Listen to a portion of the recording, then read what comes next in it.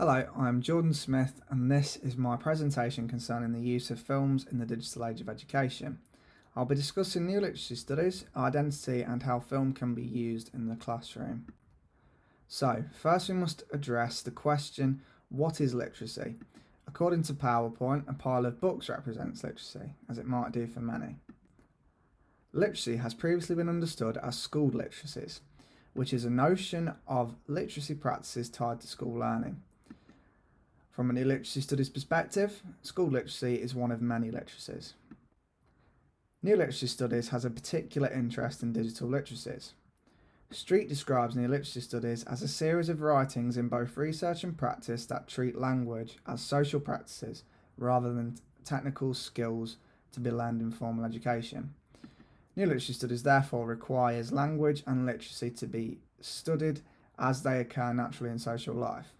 This recognises literacy as a social activity rather than simply a school activity.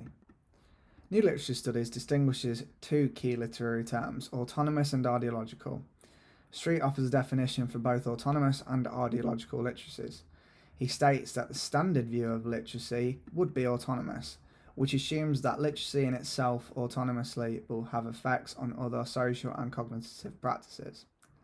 In its simplest terms, the autonomous approach understands that all literate cultures ought to employ literacy for the same purposes. This cannot be the case for all contexts and cultures. The autonomous model therefore sees literacy in that context to be deviant or inadequate.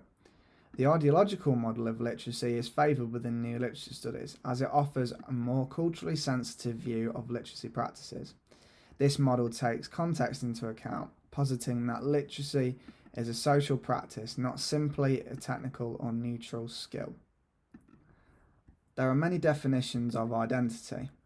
From a new literacy studies perspective, identity is a way of describing a sense of self that is in practice. For example, a teacher's identity within a school would be different to when the teacher is out of their school context. Merchant introduces the idea of performing identity. He cites the work of Pirandello, who was a playwright. Identity was a key theme in his work, introducing the idea that identity is something that we change depending on our social situation. He explains each one of us has many different possibilities of being, and that although we imagine some sort of unity, we are actually different in each different social situation. Merchant is not alone when insinuating that identity is something which is socially constructed. Jenkins states all human identities are by definition social identities, with Goffman also insinuating we are all just actors trying to control and manage our public image. We act based on how others might see us. Identity and films go hand in hand. Mishra explains how films can bring the world into the classroom. They tell stories of people from all backgrounds, all creeds and colours, while helping us reaffirm our own selfhood and feel connected to others. Film has a certain capacity to represent perception as an ongoing process. Without even leaving a classroom, children can be introduced to an entirely new world. Ladana explains how film shows the perspective of another person not in a static way, but as he interacts with his social environment. Barry and Borman suggest for many children, film and television programs are their key early experience of narrative. Children can listen to and watch a story before being able to read it. Therefore, their first interaction with stories and characters are also afforded through film and television. Mishra asks us to consider the purpose of education and suggests that it is about understanding ourselves and the world in which we inhabit. Mishra explains that today's students are part of a visually literate generation, brought up on a steady diet of images and icons. Films are a massive part of this, with Mishra claiming that students can easily comprehend what a close-up means or what a handheld shot is trying to communicate.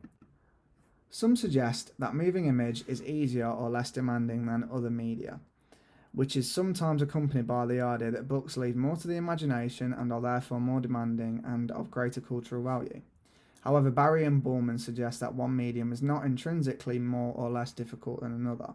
Furthermore, moving image makes meaning differently to other texts and through a range of modes, but this does not mean it does not make demands of children. To conclude, film is a media which children can identify with. Mishra has established that film encourages children to better understand and empathise with the world around them. Film was a multimodal medium, something which children have grown up around and are naturally literate in. Despite some concerns, there are innumerable benefits to introducing film into the classroom as part of a new literacy studies initiative. Thank you for listening.